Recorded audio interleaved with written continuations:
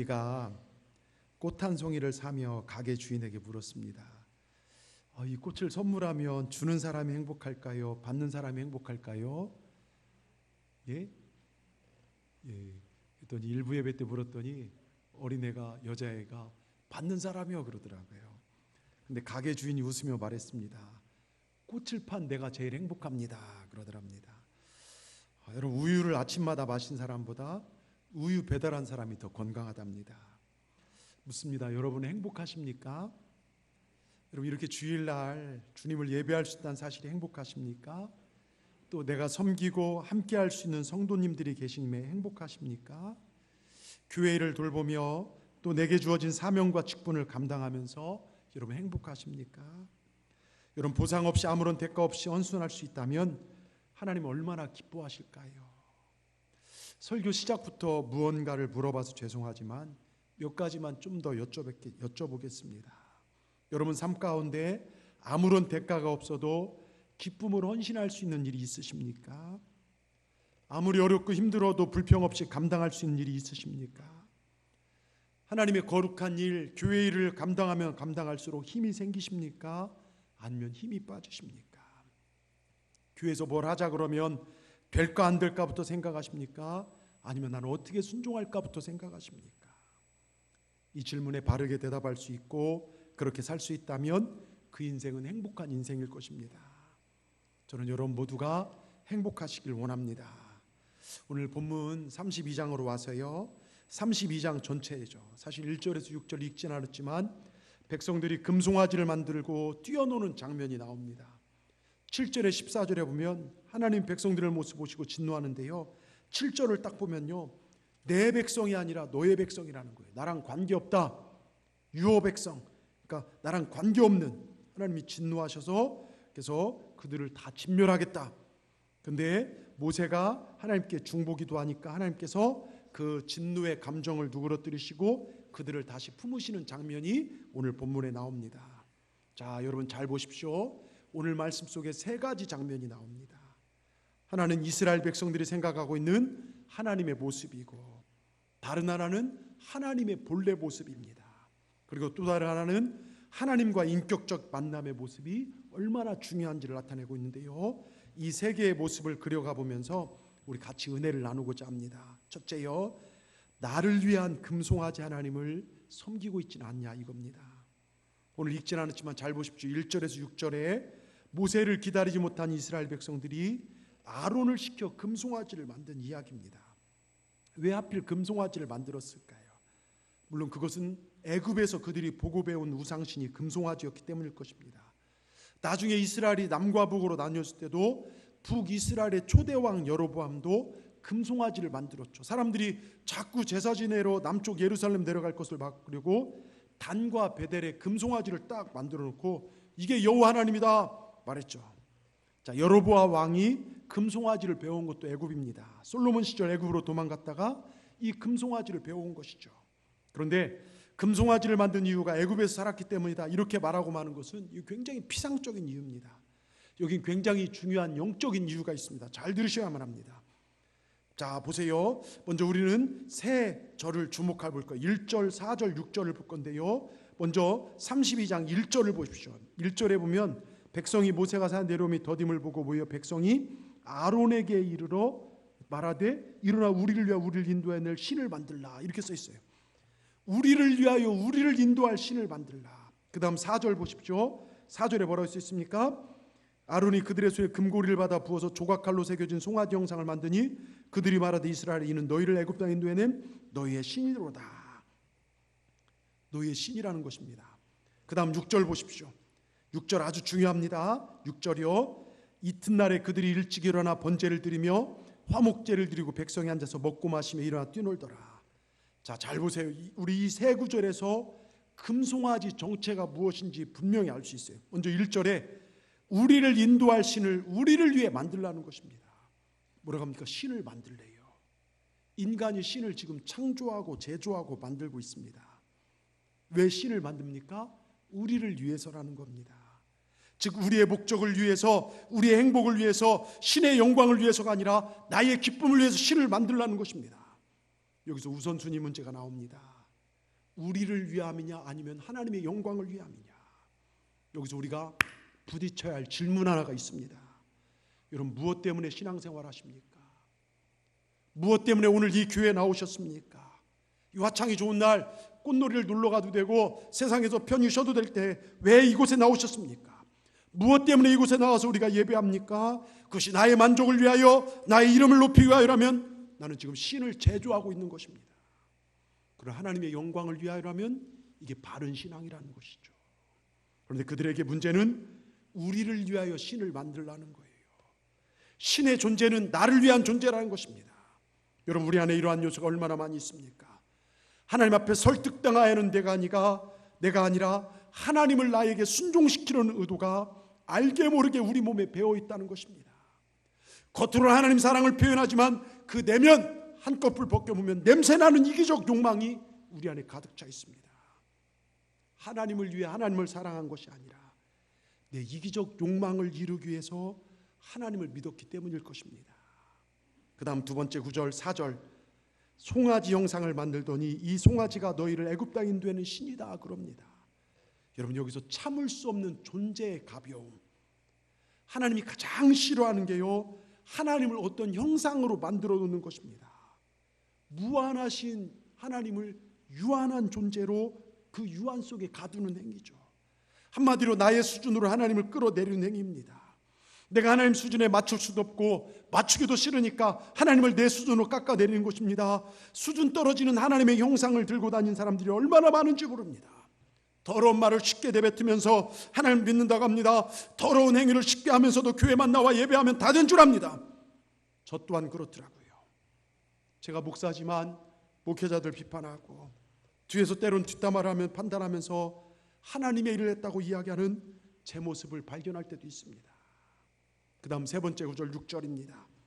그들이 일찍 일어나서 번제와 화목제를 드리고 앉아서 먹고 마시며 뜰을 돌아, 여기 말씀 속에 금송아지를 만든 진짜 목적, 이유가 드러나고 있습니다. 그 목적이 다른 데가 있는 거 아니라 앉아서 먹고 마시고 즐기기 위해서, 놀기 위해서라는 것입니다. 잘 보세요. 저들이 말을 우리를 위해서란 이유가 바로 육신의 욕망, 육신의 행복이라는 것입니다. 나는 육신의 욕망을 뭔가 잘 되기를 소원하고 있는데 지금까지 알던 하나님은 정반대예요. 오히려 육신의 욕망을 방해하는 간섭자입니다. 성경 보면 하지 말라는 얘기가 많아요. 하면 죽으리라 그럽니다. 너희는 거룩하라, 내가 거룩하니 너희도 거룩하라 이럽니다. 육신의 욕망이 가고자 하는 방향과 완전히 다른 방향을 이끕니다. 그래서 교회야 나를 억압하지 마라, 이것이 지금 안티 기독교 세력들이 외치는 주장 아닙니까? 여러분, 이스라엘 백성들은요, 모세가 없는 틈을 타서 하나님 말씀과 하나님을 완전히 왜곡시키고 말았어요. 아론을 불러서요, 금송아지를 만들라는 거예요. 가만 보면요, 교회에서 담임 목사나 영적 지도자가 없으면요, 끼리끼리 모여서 장로님이나 아론 같은 분 모여서요, 엉뚱한 주장을 할 때가 많더라고요. 그래서 교회가 문제 생기고 하는 경우를 많이 봤습니다. 여러분, 지금 이스라엘 백성들이 지금 그 일을 하는 거예요. 보이지 않는 하나님을 볼 수 있는 형상으로 만들었습니다. 눈으로 볼 수 있게 되니까 두려움도 사라졌어요. 내 손에 하나님이 잡히게 됐습니다. 그리고 이게 하나님이다, 우리의 눈으로 볼 수 있고 우리가 통제할 수 있는 신이다, 그러니 우리 소원대로 마음껏 즐겨라. 여러분, 이 모습이 어쩌면 나의 모습일 수도 있다는 것을 심각하게 생각해 봐야 합니다. 진짜 금송아지는 우리 머릿속에 들어있더라고요. 우리 머릿속에 하나님 그 자체가 들어와 있지 않습니다. 내가 원하고 있는 하나님, 그 하나님 들어와 있습니다. 나의 행복을 위해서 하나님이 이런 하나님이어야 한다, 하나님 무조건 사랑이시다, 무조건 나를 용서하신다, 하나님 당신은 사랑의 하나님이시죠, 절대로 나를 사랑하셔야 합니다, 내게 분노하시면 안 됩니다, 이럽니다. 내 관념으로 하나님 만들어놔요. 내 이기적인 욕심이 보기 원하는 형상의 금송아지를 만들어 놓고 하나님이라고 우기고 있는 것입니다. 여러분, 이러한 모습이 우리 안에 있을 수 있다는 것을 한번 심각하게 생각해 보시길 바랍니다. 두 번째요, 그럼 하나님의 참모습은 무엇인가? 하나님도 지극히 섬세한 감정을 가지고 계신다는 거예요. 제가 수요예배 때도 말씀드렸지만 어떤 남자가 약국에 갔습니다. 약사에게 말했습니다. 약사님, 딸꾹질이 멈추질 않습니다. 견딜 수가 없습니다. 딸꾹질 멈추게 하는 약 없습니까? 잠깐만 기다려고 약을 조제하던 척하던 약사가요 탁 들어간 척하다가 뒤로 갑자기 돌더니 약 소리 나더니 따귀를 팍 때려버린 겁니다. 그러면서 의기양양바랍니다. 딸꾹질인지 안 하시죠? 딸꾹질은요 약보다 이렇게 놀라게 하는 게 직방입니다. 돈은 필요 없으니 그냥 가십시오. 뺨 맞은 남자가 서서 한마디 합니다. 저 내가 아니라 저희 아내인데요 그러더랍니다. 아내가 딸꾹질하는데요 여러분 넘겨짚고 행동하니까요 이런 일이 벌어지더라 이것입니다. 여러분 우리가 뭘 다 합니까? 우리 교회 좀 오래 다니면요 하나님한테 다 아는 것처럼 얘기하고 막 얘기할 때가 많아요. 여러분 우리는 말씀을 통해서 배워야 될 줄 믿습니다. 오늘도 말씀을 통해서 우리가 배워야 할 것이 있습니다. 하나님의 참모습은 성경을 통해 드러나고 있죠. 근데 참모습은요 너무 광대하고 우주적이라 우리가 다 하나님을 한마디로 정의할 수가 없어요. 근데 우리의 관념에서 가장 지배적인 금송아지가 무엇이냐면 하나님은 변함없이 나를 사랑하신다입니다. 근데 과연 그럴까요? 예? 성경 어디에 그런 말씀이 있습니까? 이스라엘이요 금송아지를 만들자 하나님이 보이시는 말씀이 무엇인 줄 아십니까? 9절에 딱 하나님 감정이 느껴지는 게 뭐냐면요 내가 이 백성을 보니 목이 뻣뻣한 백성이로다. 그러면서 10절에 나대로 하게 내버려둬라. 내가 그들에게 진노하여 그들을 진멸하고 모세도 순종하는 너만 큰 나라 삼겠다. 자, 지금 이 말씀과 이 시대가 만드는 하나님 관념과 한번 여러분 비교해 보시길 바랍니다. 지금 하나님께서 하신 말씀은 약속을 깨뜨리신 말씀이에요. 자, 여러분 잘 들으세요. 우린 여기서 우리의 고정관념을 파괴하는 파격적인 충격을 보게 됩니다. 우리의 고정관념 속에 있는 하나님은 어떤 하나님입니까? 영원히 그 뜻을 바꾸지 않는 하나님입니다. 한번 축복하면 영원히 축복하고 한번 택하시면 영원히 버리지 않으십니다. 한번 해병은 영원한 해병이라는 해병대 하나님이십니다. 이런 관념 우리가 확고부동하게 가지고 있어요. 그런데 오늘 본문에서 드러난 하나님은 그런 하나님이 아니십니다. 뜻을 돌이키고 약속을 깨뜨리신 하나님이십니다. 여러분 바울은요 율법을 지킴으로 구원을 강조했던 그리고 선민만 우리만 택한 백성이라는 유대인들을 향하여 오직 은혜로 구원받는다는 오직 믿음으로 하면서 선민사상 박살내버립니다.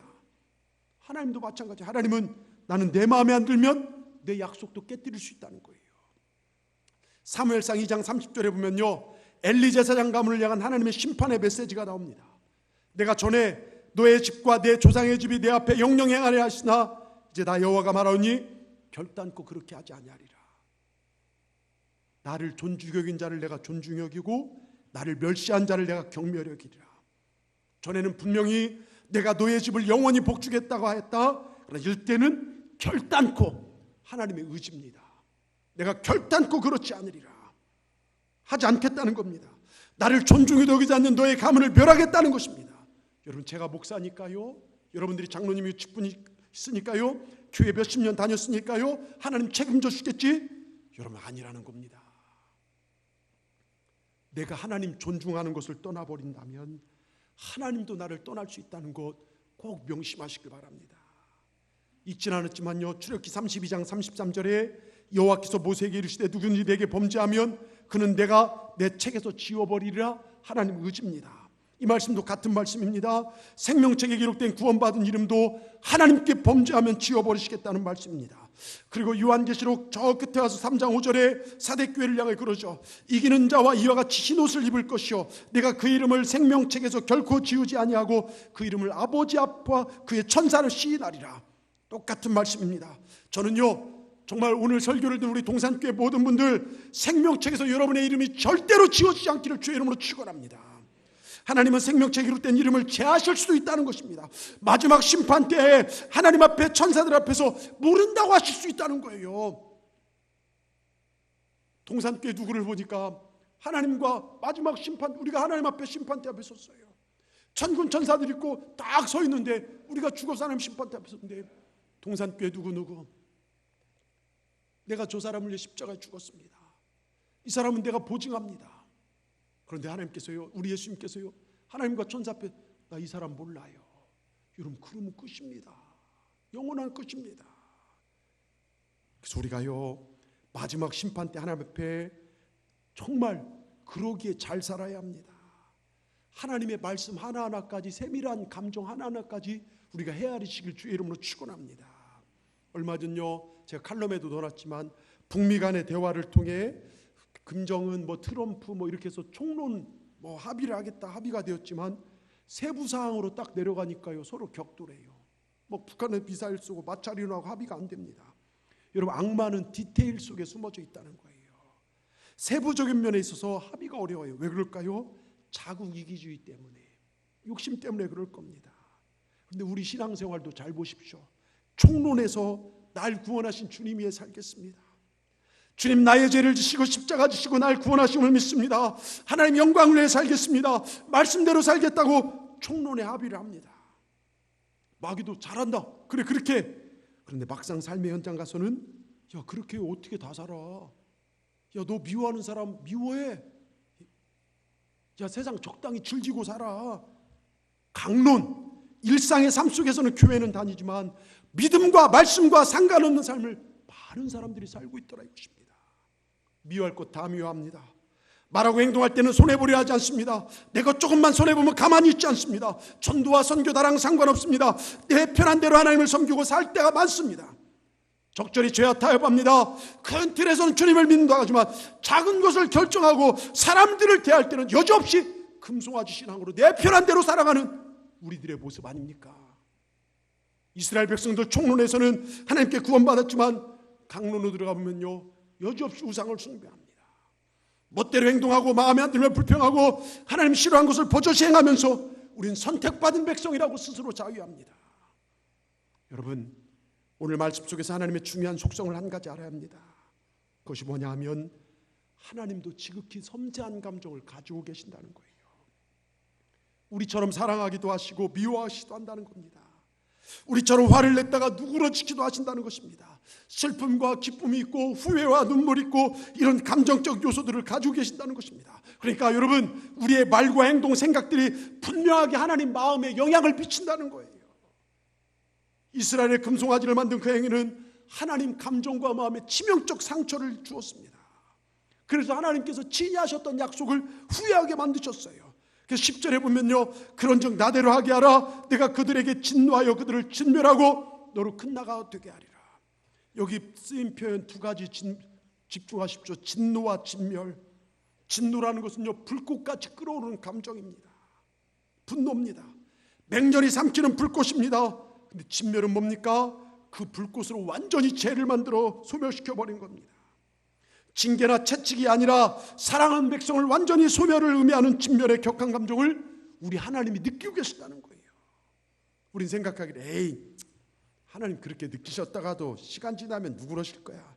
하나님 그런 하나님이야. 사랑의 하나님이지. 아니 그런 하나님이어야 해. 네, 여러분, 만일 모세의 중보기도가 없었다면 이 진노의 불꽃은 이스라엘 삼키고 말았을 것입니다.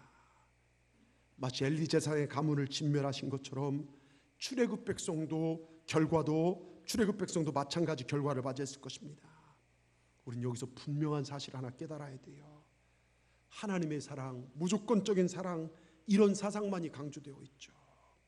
이거 인간이 인간을 위해 만들어 놓은 금송아지입니다. 하나님 사랑 맞으십니다. 그런데 기한이 있다는 것이죠. 그러니까 여러분, 하나님 두려운 것을 이스라엘 백성도 모릅니다. 남의 것을 빼앗으면 두려운 줄 모릅니다. 남의 마음을 아프게 하고 무례행하면서도 하나님이 싫어하신다는 걸 모릅니다.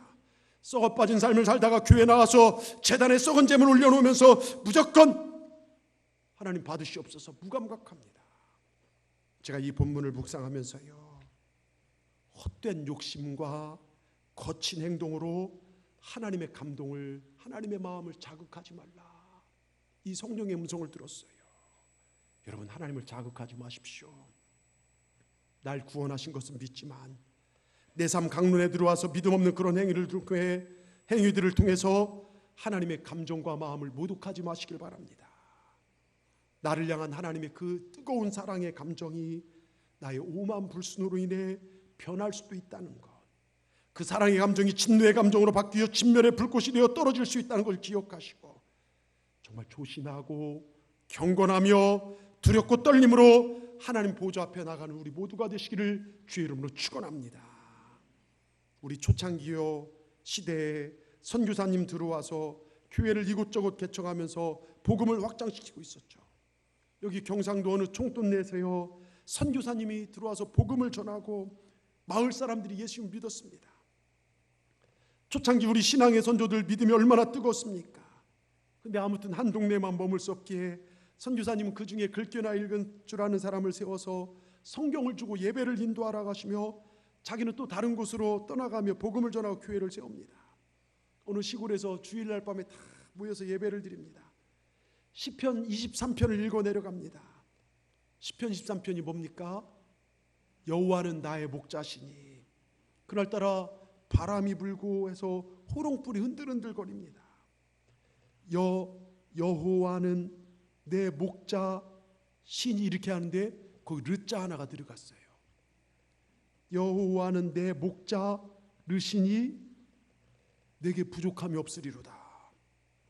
읽고 보니까 엄청난 말씀입니다. 여호와가 내 목을 싹둑 자른다는 이야기입니다. 그래도 부족함이 없다는 이야기입니다.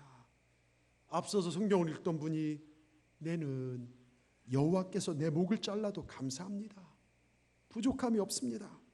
근데 사방에서요 내도요 그러더랍니다. 여러분 초창기 우리 신앙의 선조들 얼마나 순수한 믿음이었습니까? 목을 잘라도 순종하겠습니다. 목을 바쳐도 주님 때문에 감사하겠습니다. 근데 지금 보십시오. 우리 조금만 상처만 받아보십시오. 조금만 손해보거나 기분 나쁘거나 자존심 상해보십시오. 주님 안 보여요. 예수님이 보이지 않습니다. 여러분 예수님이 보이는 삶을 사시는 순수한 믿음을 회복하시는 우리 모두가 되기를 주의 이름으로 축원합니다. 끝으로 하나님과 인격적인 만남을 통하여 나도 살고 남도 살리는 삶을 사십시다. 요즘 목회를 하면서요 그런 생각이 듭니다. 내가 예수님이 없는 설교는 아닌가? 예수님 안 계신 설교를 하고 있지는 않는가? 예수님이 안 계신 그저 습관과 내가 옳다고 여기는 것을 마치 예수님께서 옳다고 여기는 것처럼 하지 않는가? 그런 생각이 듭니다. 한마디로 예수님 잃어버린 예수꾼, 예수님 없는 예수쟁이 노릇을 하고 있지 않는지 지금 돌아보고 있어요. 여러분 어떻습니까? 수많은 설교를 들고 교회 몇십 년 다녔죠. 근데 여러분 안에 예수님이 살아계십니까? 형식적인 예배, 주일날 한번 드려주면 되는 예배, 말씀과 전혀 상관없이 교회 다닌 걸로 스스로 자유하고 살고 있지는 않습니까? 우리 한번 돌아보십시다. 총론을 인정하지만 강론에 들어가서는요 기분 나쁜 우리 다 말하고 살더라고요. 정말 내 말과 내 삶 속에 예수님 향기가 흘러나고 있습니까? 여러분 구세군 창설자요 윌리엄 부추대장은요 인류의 마지막 때가 가까우면 올수록 교회마다 종교적인 형식은 있으나 성령의 능력과 용서는 없고 교회 조직은 화려해져 가지만 예수가 없는 시대가 될 것이다 예언했습니다. 참으로 두렵습니다. 목회자로서 설교를 하면서 목회를 하면서 내 안에 임마누엘 예수님 보이지 않는 그런 생각이 어느덧 풀쑥 들더라고요. 내가 목사니까 당연히 하나님 뜻대로 하는 것이지 교인들 앞에서 제가 독선을 행하고 있는지 않는지 제 자신을 돌이켜볼 때가 있습니다. 물론 여러분들은 어떠실지 모르겠지만요 저에게 갑자기 그런 생각이 들더라고요. 여러분 내 중심에, 여러분 가정에, 이 교회에, 우리 삶의 중심에 언제나 임마누엘 예수님을 모시고 살기를 주의 이름으로 축원합니다. 어제 바자회를 마치고 여러분 다 돌아가실 쯤 제가 밤에 와서 여기서 기도를 하는데요 막 눈물이 나요. 감사해서요. 하나님 우리가 이렇게 쓰임받고 그런데 그 마음속에 누구를 위한 것이냐 이 질문을 던지시더라고요. 우리가 하는 모든 것들이 하나님의 영광이 되기를 주의 이름으로 축원합니다. 동네 쥐들이요 이장집에 모여서 잔치를 벌였대요. 쥐 한 마리가 막걸리를 흥건히 먹고 취해서 탁 나갔다가 그냥 센 고양이를 만난대요. 다른 곳으로 피한다는 게 이 술 취한 놈이 급한 김에 동네 쥐들이 다 모여 니나노 잔치하고 있는 이장집에 쏙 들어와 버렸대요. 이제 동네 쥐들 다 죽게 생겼습니다. 근데 한 마리 쥐가 살신성인의 자세로 쥐구멍 입구로 탁 나가더니 소리를 지르는데요 찍찍찍찍 이게 아니라 멍멍멍멍 그러고 있는 겁니다. 개소리를 냈습니다. 근데 고양이가요 막 발을 휘두르는 고양이가 싹 빼더니 여기가 개집이었나? 꼬리를 내리고 물러가더래요. 동네 쥐들이 막 신기한 겁니다. 쥐가 고양이를 쫓았다는 것이죠. 야, 어떻게 고양이가 도망을 갔느냐? 조금 전에 그 소리가 무슨 소리냐 물었더니요, 이 쥐 하는 얘기가, 야, 위기 상황 때는 방언 기도가 최고야 그러더랍니다. 여러분, 여러분이라고 위기가 없고 저라고 위기가 없겠습니까? 여러분, 위기를 넘기는 방법 기도밖에 없어요. 하나님과 인격적 만남, 하나님과 나와의 대면밖에 없습니다. 요즘요, 70이 넘으신 분들은 일제 마지막 시대를 건너고 전쟁의 위기를 겪었습니다. 정말 어린 시절 굶어 죽지 않고 살아온 것이 기적만 같습니다. 피난길을 경험하고 늙음악도록 부모님 모시고 또 어렵게 힘들게 자식들 공부시키느라 정작 자신의 삶을 돌아보지 못한 분들이 많이 계십니다. 그런데 그분들의 고백 중에 그렇게 힘겹게 키운 자식들이 자신들의 노후를 책임져 줄 것 같지 않다는 것입니다. 사회가 너무 힘들기 때문에요. 정말 지금 100세 시대라고 하는데 과연 기뻐해야 될 일일까요? 기도하지 말라고 해도 기도가 절로 터져 나옵니다. 고백하시더라고요. 지금 50대에서 60대를 보내고 있는 베이비 부머 세대를 최근 경제 사회학 용어로 뭐라고 하냐면 뉴 시니어 세대라고 합니다. 뉴 시니어 세대예요. 인생의 전반기가 끝나고 인생의 후반기를 시작해야 할 때입니다. 근데 돌이켜보니까 준비 없이 살아온 자신이 못나 보이기도 하고 당황스럽기만 합니다. 기도하지 않고는 머리가 꽉 막혀 아무런 생각이 나지 않는다는 거예요. 미처 어느 권사님, 자신의 건강을 돌볼 겨를 없이 살아온 어느 권사님은요, 이곳저곳 안 아픈 곳이 없어요. 집안에 종합병원을 차려도 모자랄 판입니다.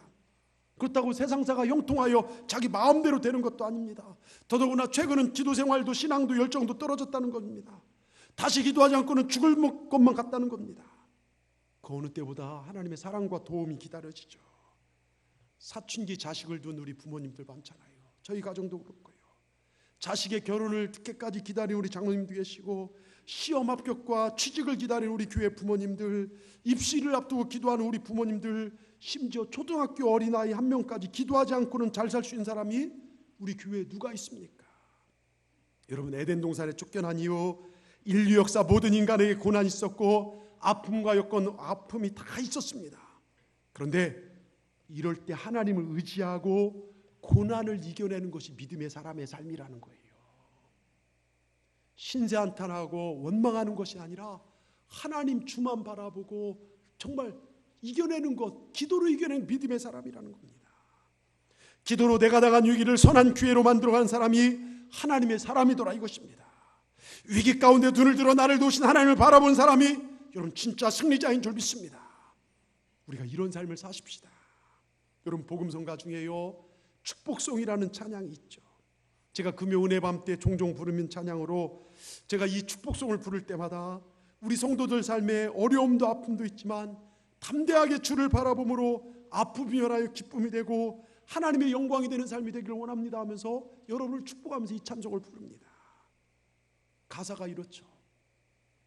때로는 너의 앞에 어려움과 아픔이 있지만 담대하게 주를 바라보는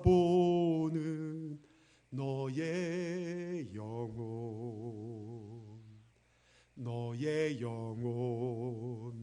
우리 볼 때 얼마나 아름다운지 너의 영혼 통해 큰 영광 받으실 하나님을 찬양. 오 할렐루야.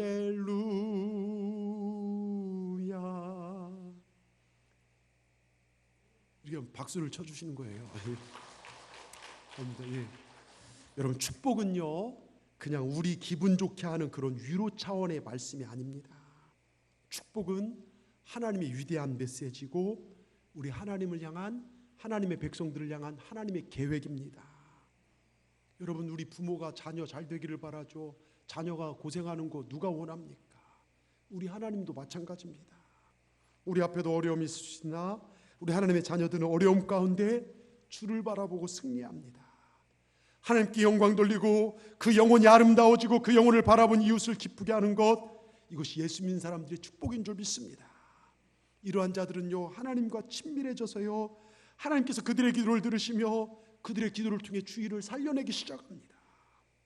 담대하게 주님만 바라보는 엄마 아빠의 기도를 통해 자녀가 살아납니다. 이런 한 사람 때문에 속회가 살아납니다. 이런 한 사람 때문에 직장이 살아나고 가정이 살아납니다. 우리가 이러한 축복의 주인공들 되시길 주의 이름으로 축원합니다. 자, 오늘 말씀 보십시오.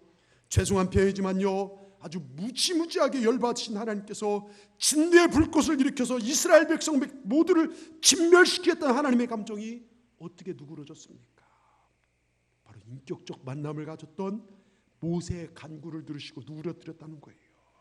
14절, 여호와께서 뜻을 돌이키사 말씀하신 화를 그 백성에 내리지 아니하시니라. 하나님께서 모세의 인격적인 간구를 드시고 뜻을 돌이키셨다는 것입니다. 그 중보가 11절에 13절 내용입니다. 하나님, 어찌하여 하나님의 그 권능으로 큰 손으로 당신의 백성에 진노하십니까? 어찌하여 애굽 사람들로 하여금 하나님 자기 백성들 진멸하시려고 출애굽을 시키셨구나, 잘됐다, 이런 소리를 하시게 하려는 것입니까? 어찌하여 아브라함과 이삭에게 하셨던 그 약속을 하나님 깨뜨리려 하십니까? 이렇게 모세가 부르시니까 하나님께서 마음을 돌리시더라 이것입니다. 네, 여러분 잘 들으세요. 하나님께 아무나가 다 이렇게 말할 수 있는 것이 아니에요. 다른 사람이 이렇게 말했던 그 사람은 죽임을 당했을 것입니다. 만일 아론이 그렇게 간구했다면요, 하나님은 더 진노하셨을 것입니다. 그런데 왜 모세의 간구는 들으신 것입니까? 그 이유가 33장 11절이에요. 출애굽기 33장 11절 띄워주십시오. 같이 읽겠습니다. 시작.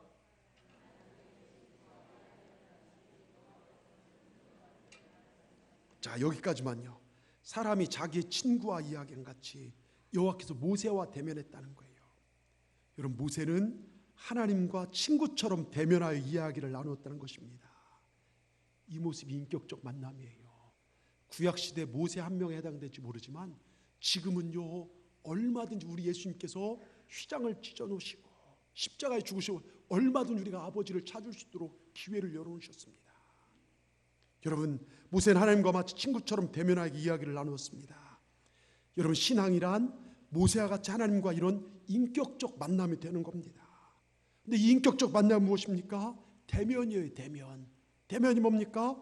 얼굴과 얼굴을 맞대는 겁니다. 내가 말하면 저쪽에서 듣고 저쪽에서 말하면 내가 듣는 겁니다.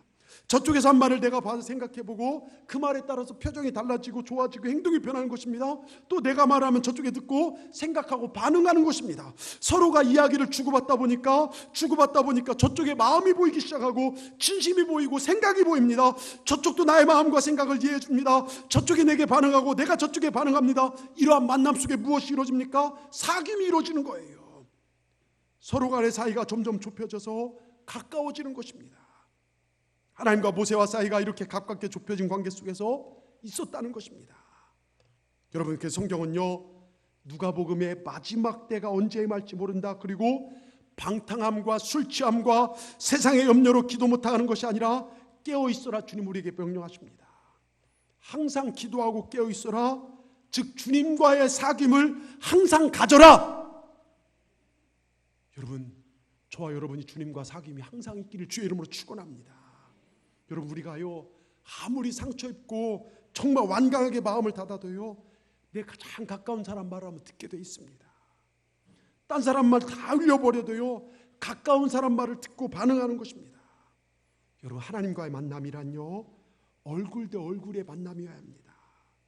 나의 인격과 하나님의 신격이 만나는 거예요.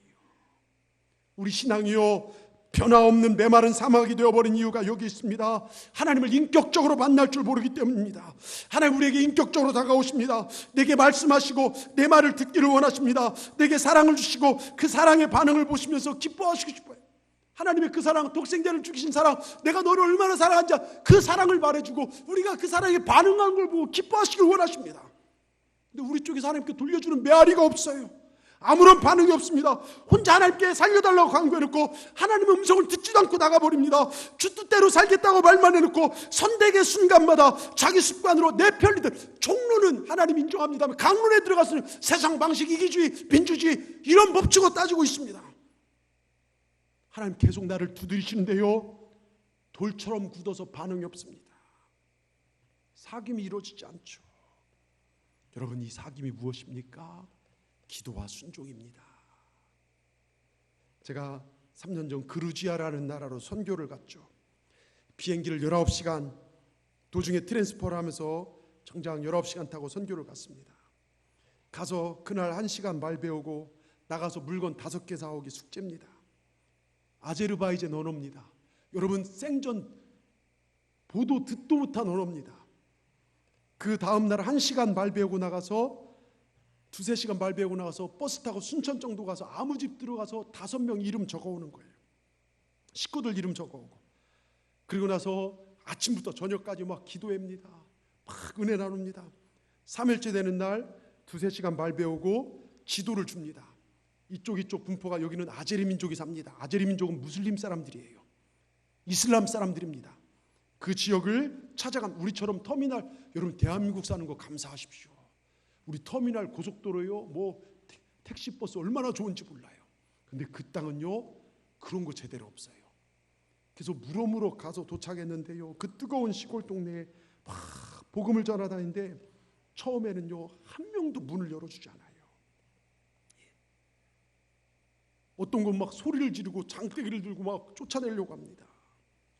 그러다 낙심하고 나무 밑에 앉아서 우리끼리 예배를 드렸어요.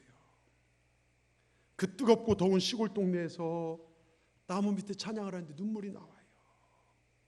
내가 이게 뭔 고생인가. 누가 그러잖아요, 집 떠나면 개고생이라고. 물도 제대로 못 먹고. 근데 그런 마음이 하나도 드는 게 아니라 하나님 아버지의 마음이 얼마나 아프실까. 복음을 외면하는 저들의 마음, 그렇게 진리이신 예수 그리스도를 증거하는데도 마음을 닫아버린 저들의 모습을 보면서 우리 아버지 마음은 얼마나 아프실까 생각하니까 눈물이 나요. 찬송을 몇 곡 부르는데 하나님 마음이 들어옵니다. 누구도 이 땅에서 나를 예배하거나 찬양한 적이 없는데 너희 예배를 내가 기뻐 받노라. 힘을 얻고 나갔어요. 그리고 복음을 증거하는데요, 그때부터 장댐을 휘두르던 시몬의 할아버지였어요. 그 시몬이라는 놈이 찾아오더니 우리 집 오라고. 그때부터 복음이 열리기 시작하는데요, 여러분, 기가 막힌 구원의 역사가 이루어졌습니다. 얼마 전에요, 올 여름에 우리 팀 중에 한 분이 갔다 왔는데 그때 영접한 사람들이 교회를 만들었대요. 여러분, 무슬림 땅에서 교회를 만든다는 거, 이건 목숨 걸어요. 그 동네에서 왕따 당했어요. 일도 못해요. 멀리까지 가서 포도밭에 일하면 벽돌 몇 장 살 수 있는 걸 교회를 만들고 있어요. 난 예수님 믿기로 작정했습니다. 여러분 보세요. 내가 조마조마한 마음으로 내가 의지했던 것들, 내 감정들, 하나님 나 힘들어요, 왜 여기까지 와서 고생, 그것이 아니라 하나님 마음속으로 들어가니까요, 하나님께서 역사하신 걸 보게 됩니다. 하나님의 간격 깊숙이 들어가니까 하나님께 역사하는 걸 보았습니다. 여러분, 오늘 말씀을 통해서 저뿐만 아니라 여러분 모두가 거룩한 열망을 품으시기 바랍니다. 모세처럼 하나님의 간격 깊숙한 곳까지 들어가길 원합니다. 하나님의 신격과 성품을 존중하면서 하나님의 그 감정을 헤아리면서 나의 마음을 정직하고 진실하게 드러내면서 그 하나님 앞에 다가가시길 바랍니다. 그 모습을 하나님께서 귀하게 보시고 우리와 인격적인 사귐을 허락해 주시고 우리를 통해 생명이 흘러가도록 하실 줄 믿습니다. 그래서 여러분이 기도할 때 자녀가 살 것이고, 여러분이 기도할 때 가정이 살 것이고, 여러분이 기도할 때 나라와 민족이 살아나는 역사가 일어날 줄 믿습니다. 우리가 이렇게 사십시다. 하나님 존중하십시다. 하나님 존중하십시다. 하나님 진심으로 존중하고 살아가시는 생명을 살려낸 여러분 모두가 되기를 주의 이름으로 축원합니다. 축원합니다. 기도하시겠습니다. 하나님, 오늘 말씀을 통하여 하나님에 대해서 바로 알게 하시니 감사합니다. 우리의 잘못된 관념들이 깨어지게 하여 주시옵소서. 오직 하나님의 영광을 위하여 나아가게 하여 주시옵소서. 내가 원하는 신앙생활은 하나님이 원하시고 바라시는 그 일을 행하는 우리 삶이 되게 하여 주시옵소서. 우리 동산의 모든 지체를 세워주시고 하나님의 영광을 위해 나가는 거룩한 열망이 우리 모두에게 있게 하여 주시고, 내 편리대로 신앙생활하지 않게 하시고 하나님이 계셔야 할 자리 우리가 잊지 않게 하시고, 하나님께서 원하시는 자리, 모세처럼 하나님의 간격 깊숙한 곳까지 우리가 들어가서 하나님의 신격과 성품, 그리고 그 세우신 모든 권위들을 존중하면서 그 하나님의 감정을 헤아리고 마음을 알아가며 주님과의 사귐 있는 우리 모두가 되게 하여 주시옵소서. 주님, 주님의 그 사랑에 정말 나를 진심으로 사랑하는 그 사랑 안에 거하기를 원합니다. 도와주시옵소서. 예수님의 이름으로 감사하며 기도드리옵나이다. 아멘.